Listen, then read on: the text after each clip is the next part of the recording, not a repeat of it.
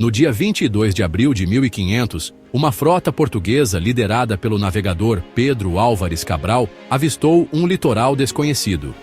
A visão de uma nova terra trouxe um misto de surpresa e curiosidade para a tripulação, que estava em uma longa jornada pelo Atlântico. Era a costa do Brasil, uma terra vasta e misteriosa que se estendia diante de seus olhos. A exuberância da vegetação e a extensão da costa indicavam que haviam encontrado algo significativo. A expedição de Cabral tinha como objetivo chegar às Índias, contornando a África, em busca de especiarias. As especiarias eram extremamente valiosas na Europa, e a rota marítima era crucial para o comércio. O Brasil, inicialmente, era apenas um obstáculo em sua rota. No entanto, a descoberta dessa nova terra logo se mostraria de grande importância estratégica e econômica para Portugal.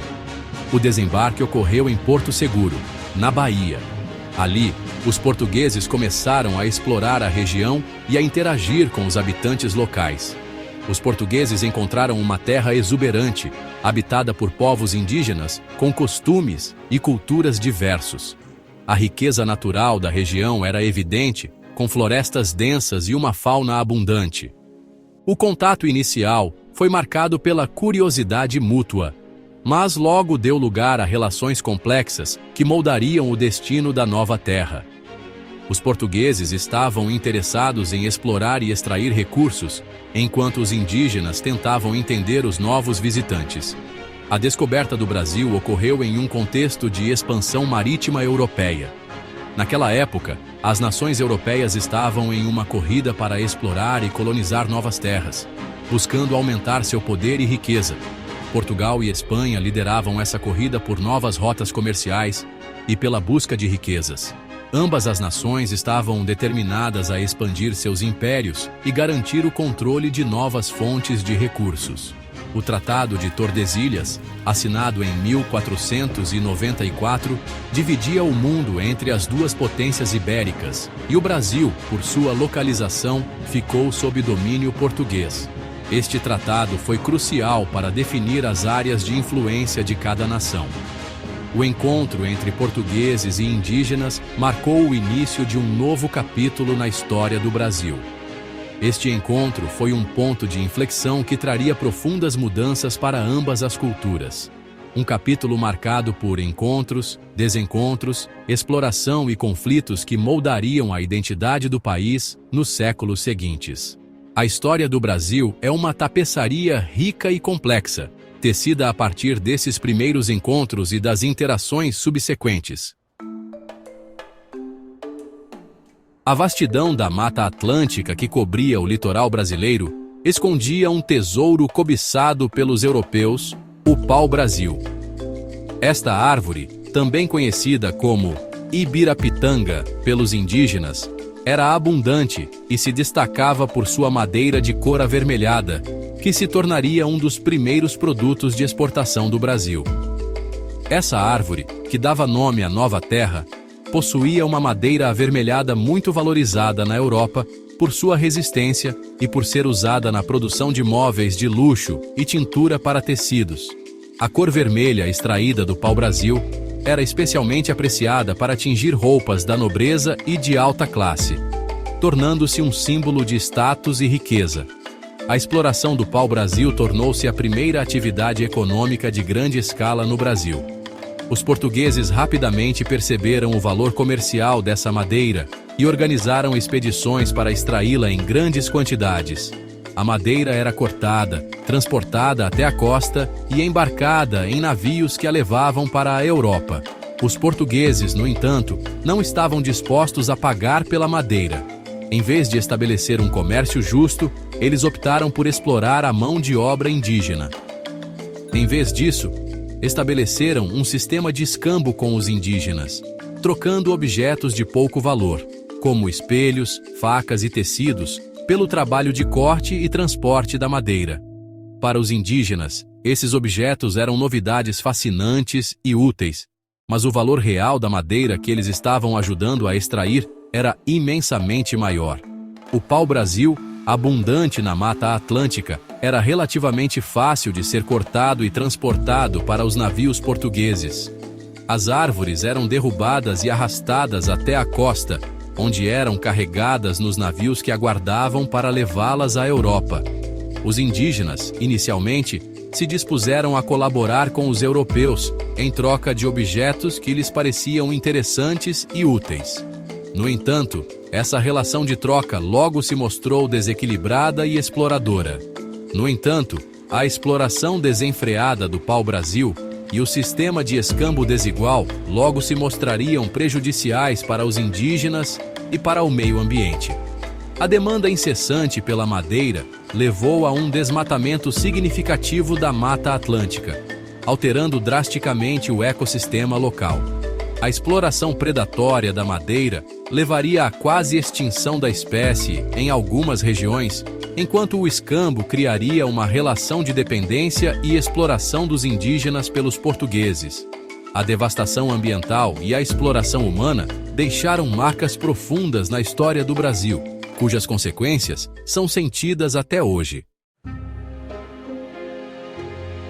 O escambo, apresentado pelos portugueses como uma troca justa, escondia uma relação desigual entre europeus e indígenas. Os objetos oferecidos pelos portugueses, embora despertassem a curiosidade dos nativos, não compensavam o trabalho exaustivo de corte e transporte do pau-brasil. Além disso, os indígenas não estavam habituados ao trabalho compulsório imposto pelos portugueses. A exploração do pau-brasil passou a ser vista como uma forma de escravidão disfarçada, gerando revoltas e resistências por parte de algumas tribos. A ganância dos portugueses por riquezas rápidas levou a abusos e violência contra os indígenas. Muitos foram aprisionados e obrigados a trabalhar na extração do pau-brasil, enquanto outros foram vítimas de doenças trazidas pelos europeus, como a gripe e a varíola, contra as quais não tinham imunidade. A relação de exploração estabelecida pelo escambo marcou o início de um longo período de conflitos e dominação dos europeus sobre os povos nativos do Brasil. A promessa de uma troca justa se transformou em um pesadelo para os indígenas, que viram suas terras invadidas, seus recursos explorados e suas culturas ameaçadas. Para garantir o controle sobre a exploração do pau-brasil e a posse da nova terra, a coroa portuguesa estabeleceu feitorias ao longo do litoral brasileiro. Essas feitorias não eram apenas simples postos de comércio. Elas desempenhavam um papel crucial na estratégia colonial portuguesa. A coroa sabia que, para manter sua influência e assegurar a exploração dos recursos naturais, era necessário ter uma presença física e fortificada na nova terra. Essas feitorias eram fortificações rudimentares que serviam como armazéns, postos de comércio e defesa contra invasores. Construídas com materiais locais, como madeira e pedra, elas eram projetadas para resistir a ataques de outros colonizadores europeus e de tribos indígenas hostis.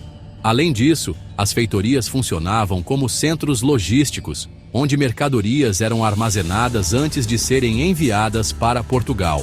As primeiras feitorias foram construídas em locais estratégicos, como Cabo Frio, Rio de Janeiro e Bahia, próximos a áreas de grande concentração de pau-brasil e com acesso fácil ao mar. A escolha desses locais não foi acidental.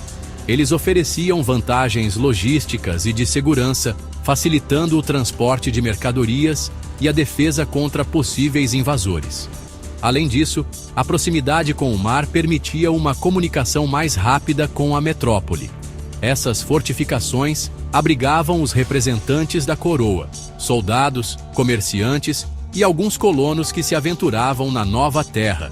A presença desses indivíduos era essencial para a manutenção da ordem e para a implementação das políticas coloniais. Os soldados garantiam a segurança, enquanto os comerciantes e colonos começavam a estabelecer as bases de uma economia local. As feitorias se tornaram os principais pontos de contato entre portugueses e indígenas. Nessas interações, os portugueses não apenas trocavam mercadorias, mas também conhecimentos e culturas. Os indígenas, por sua vez, forneciam informações valiosas sobre a geografia local e os recursos naturais, além de se envolverem em alianças estratégicas com os colonizadores. Era nesses locais que o escambo era realizado e onde se negociavam acordos e alianças. O escambo, ou troca de mercadorias, era uma prática comum e essencial para a sobrevivência das feitorias. Produtos europeus, como ferramentas de metal e tecidos, eram trocados por pau-brasil, alimentos e outros recursos locais. Essas trocas não apenas beneficiavam economicamente ambas as partes, mas também ajudavam a construir relações de confiança. No entanto, as feitorias também representavam a presença cada vez mais constante e ameaçadora dos portugueses em terras brasileiras. Para muitos indígenas, a construção dessas fortificações simbolizava a perda de autonomia e o início de um período de conflitos e mudanças profundas. A expansão das feitorias muitas vezes resultava em confrontos violentos e na imposição de novas formas de organização social e econômica. A construção de feitorias marcou o início da ocupação territorial portuguesa no Brasil. Essas estruturas não eram apenas pontos de comércio, mas também símbolos de poder e controle. A partir das feitorias, os portugueses começaram a explorar o interior do território, estabelecendo novas rotas e expandindo sua influência. Esses postos avançados da coroa, inicialmente concebidos para controlar o comércio do pau-brasil, se tornariam os embriões das futuras vilas e cidades que surgiriam ao longo do litoral, consolidando a presença portuguesa e moldando o destino da nova terra. Com o tempo, essas feitorias evoluíram para centros urbanos, onde novas gerações de colonos continuaram a expandir e desenvolver a colônia, deixando um legado duradouro na história do Brasil.